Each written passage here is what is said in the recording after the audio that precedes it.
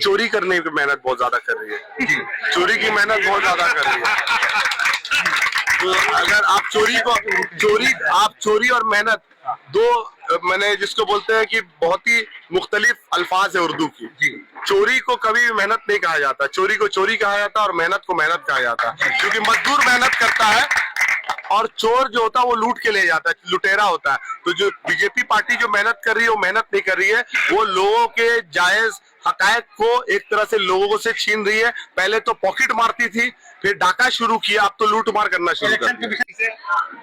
भाई रोड पे तो मुसलमान ऐसे ही नमाज नहीं पढ़ता है, जब मस्जिदें भर जाती है तो मजबूरन आ जाना पड़ता है, और वो भी काफी देर के लिए तो नहीं, 10-5 मिनट के लिए। उसमें भी अगर एतराज है तो मुसलमान को समझ में आ रहा है। हम लोग कोशिश करेंगे, सरकार हम लोगों को बड़ी जगह देगी तो हम लोग बड़ा मस्जिद बनाएंगे ताकि हम लोग रास्ते में नहीं आ सके। जिस तरीके से बुलडोजर की बात कही जा रही है योगी सरकार की, क्या लगता है? सुप्रीम कोर्ट ने तो उसको गैर कानूनी बताया है।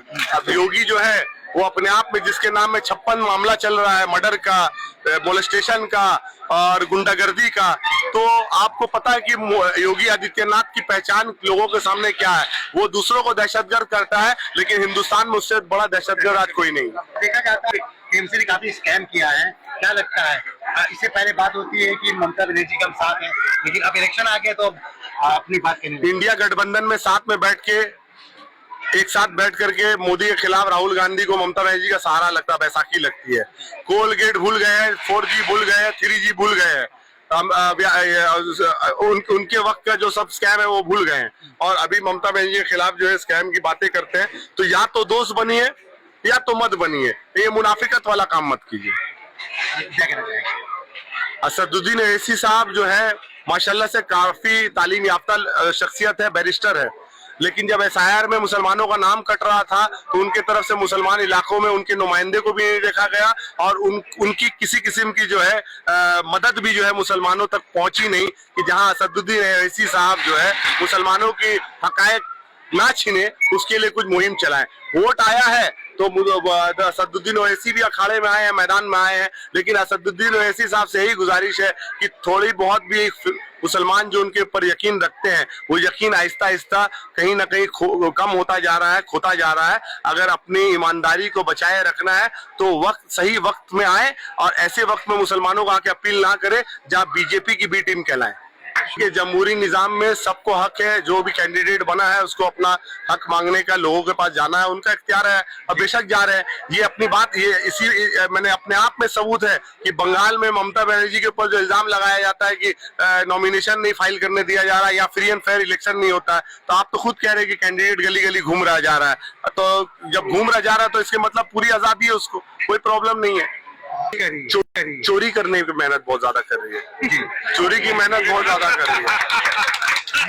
तो अगर आप चोरी और मेहनत दो मैंने जिसको बोलते हैं कि बहुत ही मुख्तलिफ अल्फाज है उर्दू की। चोरी को कभी भी मेहनत नहीं कहा जाता, चोरी को चोरी कहा जाता और मेहनत को मेहनत कहा जाता, क्योंकि मजदूर मेहनत करता है और चोर जो होता है वो लूट के ले जाता है, लुटेरा होता है। तो जो बीजेपी पार्टी जो मेहनत कर रही है वो मेहनत नहीं कर रही है, वो लोगों के जायज हकायक को एक तरह से लोगों से छीन रही है। पहले तो पॉकेट मारती थी, फिर डाका शुरू किया, अब तो लूट मार करना शुरू कर दिया। इलेक्शन कमीशन की कितना अहम भूमिका रहेगी, क्या लगता है? इलेक्शन कमीशन की भूमिका से तो आज बंगाल के 92 लाख लोग जिनका नाम कटा है, उसमें जो जेन्युइन वोटर्स हैं उनका एतमाद उठ चुका है, क्योंकि आज जो जिंदा है उसको मुर्दा बता दिया जा रहा है। एक घर में 4 फरीक है, एक का नाम आ रहा है, 3 का नाम कट जा रहा है। तो ये ऐसा क्या चमत्कार है या जादू कर रहे हैं जिससे घर के एक फरीक का नाम आता है, 3 का कट जाता है। तो आज सीधी ये पता चलता है कि इलेक्शन कमीशन बीजेपी की दलाल बन चुकी है। इलेक्शन कमीशन बीजेपी का जो है कॉन्ट्रैक्ट लेकर के बंगाल में जहां जहां मुसलमान बसते हैं उस इलाके में मुसलमानों को हराने के लिए मुसलमानों की कसीर वोटों को काटा जा रहा है और बीजेपी के लिए रास्ता बनाया है। वो ऑडियो है क्या, ये बताएं? ऑडियो यूट्यूब में जाइए, और पार्लियामेंट में जो अमित शाह ने तकरीर किया है कुछ दिन पहले, डिलीट डिपोर्ट SIR को लेकर के, वही ऑडियो सुना रहा हूँ, वीडियो भी मौजूद है। ऑडियो तो सुना रहा हूँ क्योंकि यहाँ स्क्रीन नहीं है, और स्क्रीन लगाने से इलेक्शन कमीशन उसका भी खर्चा पकड़ लेती है। लेकिन भारतीय जनता पार्टी आज हजारों करोड़ लेकर के घर घर में 5-5 हजार बांट रही है। जैसे बिहार में 10,000 बांटा था और अब बोल रही है वापिस दो, नहीं तो बुलडोजर चला देंगे। 294 कैंडिडेट है बीजेपी के, एक भी मुस्लिम नहीं है, क्या लगता है आपको? तो हिंदुस्तान में भी तो उनका जो जितने भी एमपी है उसमें एक भी मुसलमान नहीं है। तो बीजेपी का तो ये मकसद ही रहा है, वो मुसलमानों को मुसलमान नहीं कटमुल्ला समझते हैं, क्योंकि उनके नेता मुसलमानों को इस अल्फाज से पुकारते हैं।